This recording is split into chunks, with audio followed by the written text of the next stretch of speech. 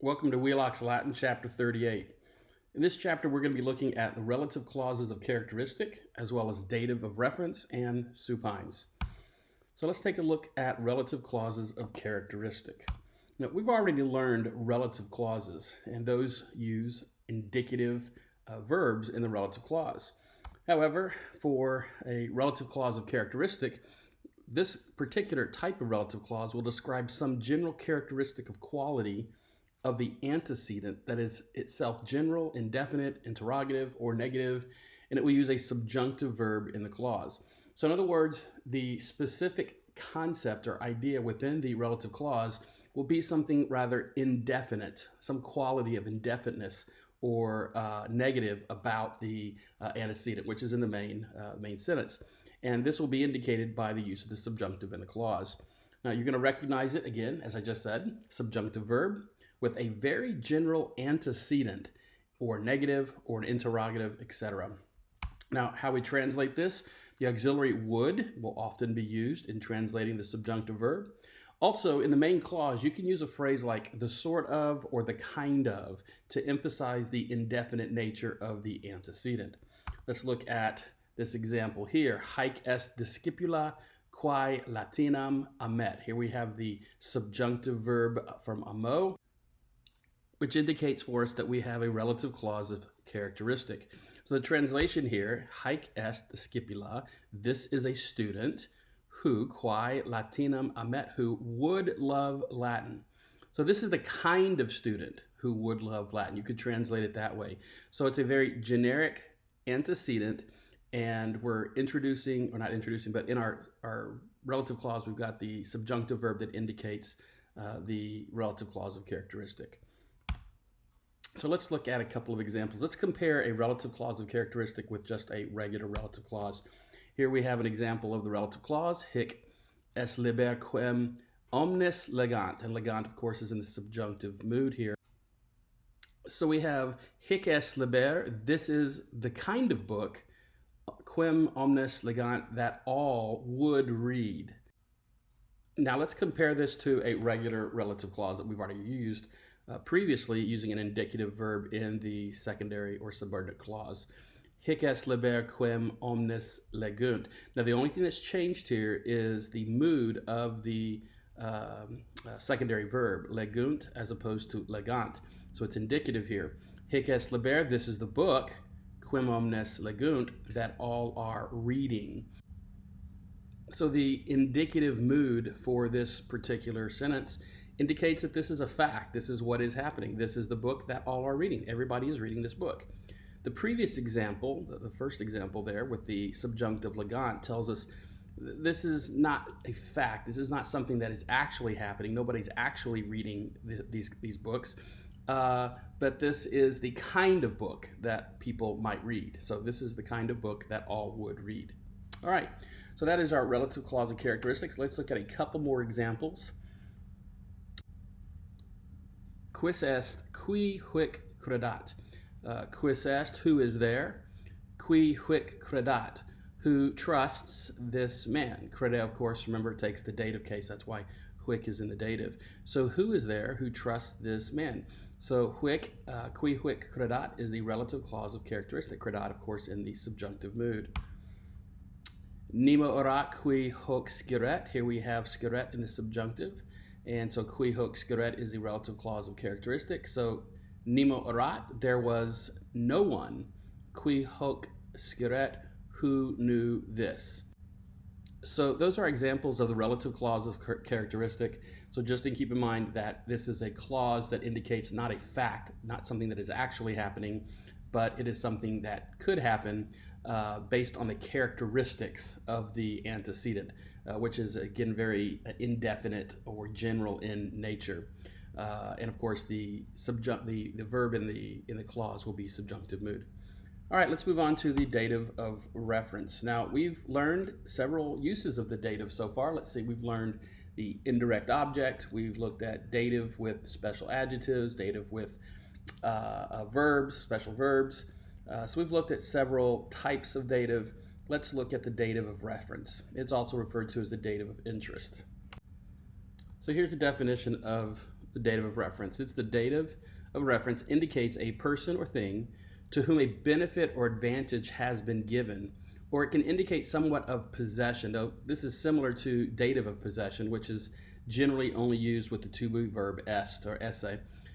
It can also indicate a perspective of the subject. So let's see if I can't break this down a little bit. When we talk about the indirect object, the usage of the indirect object, because a lot of folks will get these two confused. The indirect object, for instance, the boy gave a gift to the girl. The gift is the direct object, but it is to the girl that something is being given. Here, something is not being given so much as that is a benefit or an advantage is bestowed. And that may be a better word than here the definition I have given. So it's a benefit or advantage. It's not a physical, tangible kind of thing, really. It's a benefit, it's an advantage that's being bestowed. Again, as I said, it could indicate possession or the perspective, giving a perspective. That's why it's called a dative of reference. Let's look at how we translate this. You're going to translate it just like the indirect object. Often you'll use to or for, but sometimes a more elaborate phrase will be needed to give the nuanced understanding of the dative of reference. So let's look at an example here. Si quis metuens vivet, liber mihi non eret umquam. So here we have mihi, that is our dative of reference. This translates to si quis metuens vivet, if anyone lives in fear. Metuens is, of course, participle, literally if anyone lives fearing, but that doesn't sound right. So you're going to say who lives in fear, comma, non eret, he will not umquam ever be, he will not ever be, liber free, this is a predicate adjective here, he will not ever be free, and then you've got mihi, and you could translate it to me, but that sounds really awkward in English. If anyone lives in fear, he will not ever be free to me. Really what they're saying is here, from my perspective, or as I see it, if anyone lives in fear, he will not ever be free. So this is a perspective of the person here that this is referring to, is that they will never be free. It's their perspective. Here's another way you could say it. From my perspective, if anyone lives in fear, he will not ever be free. All right? Let's look at a couple more examples. Corret tibi pectus iani ambitione. We have tibi here is our dative of reference. Is your heart free? So this is corret. This is the verb to lack.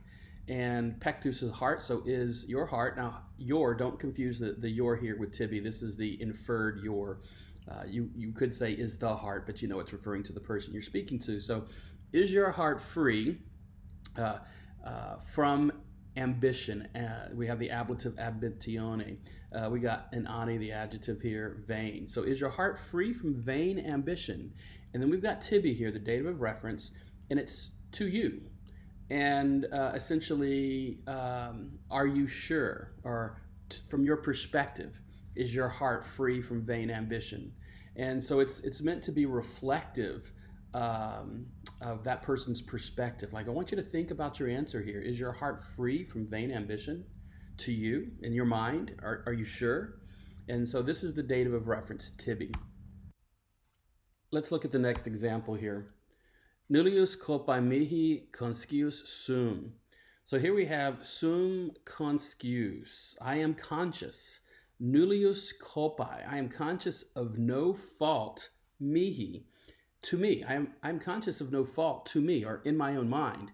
Or here I've got it translated, in my own heart, mihi, I am conscious of no fault. Another possibility is, from my perspective, I am conscious of no fault.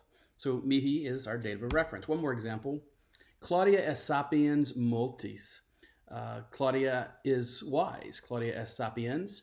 And then we have multis here. So this is our dative of reference. Claudia is wise to many. And of course, this is the adjective multus being used substantively. So Claudia is wise to many people. And this is our dative of reference. It is from the perspective of many people, multis, that Claudia is wise. All right. So that's our dative of reference. It's used a lot. And so you'll want to try to get this nailed down. Let's look at one last thing here, supines. That's kind of a funny word, isn't it? Well, a supine is a verbal. Now, we've talked about verbals before. Verbals are sort of what I call a mutant verb. It's part verb and part something else, either adjective or nouns. And so we've already learned participles back in chapter 23. Those are verbal adjectives. Infinitives are verbal nouns from chapter 25. In this chapter, we're going to be looking at supines, which are also verbal nouns. In a couple more chapters, in chapter 40, we'll be looking at gerunds, which are also verbal nouns.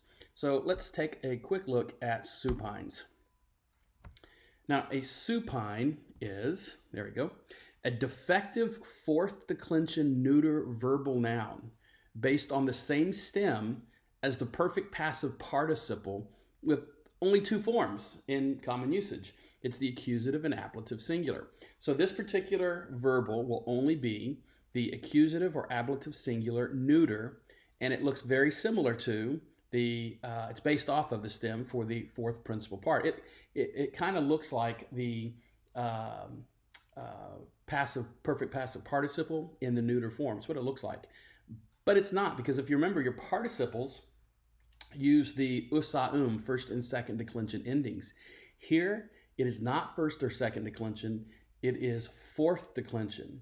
And so if you remember your endings for accusative, it's and for the ablative, it's the u with the macron on it.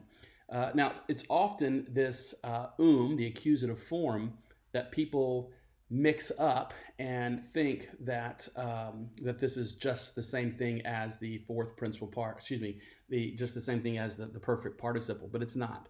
It's the same form, but two completely different things. So let's look at what these look like here. Oh, and the translation is basically to whatever. Here, we'll look at the example. Ablative is used with the neuter of certain adjectives. So anytime the ablative supine is used, it's used with the neuter of certain adjectives to indicate what respect a particular quality is applicable. So this is sort of a famous example here that you'll see a lot. Mirable dictu. Mirable is the adjective amazing, and dictu is the ablative supine. And again, we translate to, and dictu, of course, is from dico, say, so it's to say. So mirable dictu is amazing to say. Literally, it says, this is amazing in respect to saying. Now, that's a really awkward way to say it, so we simply just say amazing to say. Facile factu. Facile, of course, the adjective easy. Factu from facao, to do. And again, this is the ablative supine. So facile factu is it's easy to do. And then finally, the accusative form of the supine is used with verbs of motion to indicate purpose. So let's look at this first example. Ibant romam rogatum pecuniam. Here, rogatum is our supine. Notice the is the fourth declension neuter singular accusative ending. To ask for. That's how we're going to remember to, for the purpose of, or to ask for. And so we have ibant romam. They were going to Rome to ask for pecuniam, money. Keep in mind that supines can take a direct object, an indirect object, etc. And pecuniam is functioning here as the direct object of rogatum. They were going to Rome to ask for money. And one final example here, persuasum amicis venerunt. Venerunt, they came. Persuasum, that's again our supine here in the accusative. They came to persuade amicis, their friends. All right, so that's the supines. We've now learned three different types of verbals, participles, infinitives, and supines. We'll learn gerunds in chapter 40. So that's it for chapter 38. Don't forget to study your vocabulary. We will have a quiz later.